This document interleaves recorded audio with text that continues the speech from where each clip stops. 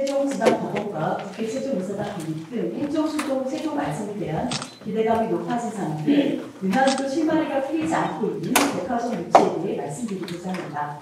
한국은행의 분석에 따르면 역의 유치 소비 업종은 2위 요식업에 이어 오프라인 유통업이 뒤를 잇고 있습니다.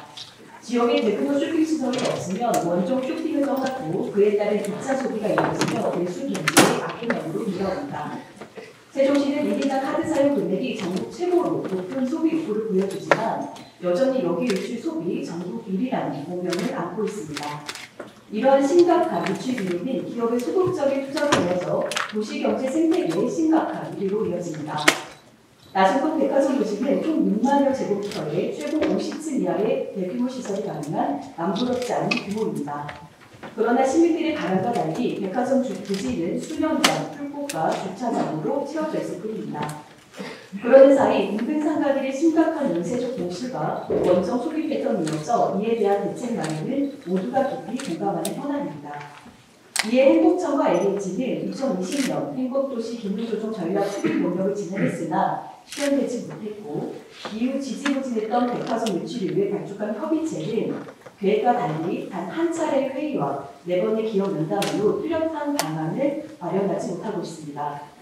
더욱이 우리시가 대접 참석자에 불과한 적극적인 태도를 보이는 사이 인접한 대전 유성의 스타필드 빌리지 유치가 발표되며 시민들에게 큰 실망과 상실감을 안겨주었습니다. 또한 유통업계 위기에도 불구하고 행복청은 지난 수년간 용적률 등 도시개발 계획조차 변경하지 않은 채 기업이 나서주기를 기다릴 뿐입니다. 최근 총 3곳의 쇼핑시설 유치 성공한 광주시는 역의 소비 유출률이 높은 주요 원인을 복합 쇼핑몰의 부재로 분석하고 적극적인 유치에 나섰습니다.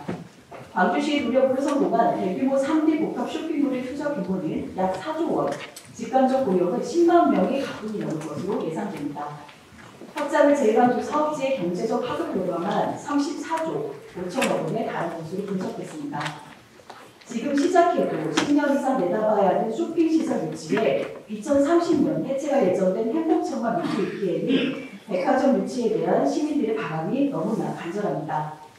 예정 지역으로 권한이 없다는 이유로 한 발 물러서 있기보다 책임감을 갖고 세종시가 나설 때입니다. 이에 본의원은 세종시의 적극적인 제안을 기대하며 다음과 같은 의견을 드립니다. 첫째, 민간 복합 개발이 필요합니다. 동탄역 고물대 백화점의 경우 사업 시행자가 최대 용적률의 주사복합 분양을 통해 얻은 수익을 백화점 공사비로 충당할 수 있게 하면서 기업의 초기 투자 비용 부담을 상당히 줄였습니다. 이와 함께 터미널 및 지하철역 등 교통시설 중심 융복합 거점이라는 솔깃한 유인책을 제공했습니다. 동시에 현지 법이나 유도를 통한 대규모 세수를 확보하고 걷어들일 세금은 소상공인에게 순환되는 구조가 되어야 할 것입니다. 둘째, 규제를 없앤 복합용도 도입을 제한합니다. 중소형 테마파크 등 오락시설과 숙박, 상업시설 등 기업이 선택할 수 있는 다양한 시설을 총망라한 혁신적 추진은 인구수 부족이라는 사업성이 보완될 수 있습니다. 최근 국토부는 도시계획 규제를 없애고 싱가포르의 마리나베이 같은 한국형 화이트존을 선정한다고 발표했습니다.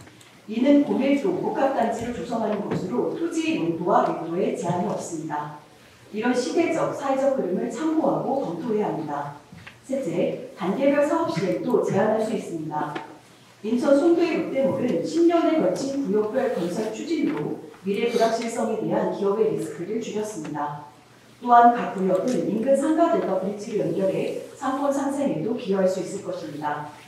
초기 투자 비용의 부담을 줄여주는 동시에 도시 발전의 명확한 미래상으로 투자 기업을 설득하는 전방위적인 노력이 병행되어야 합니다.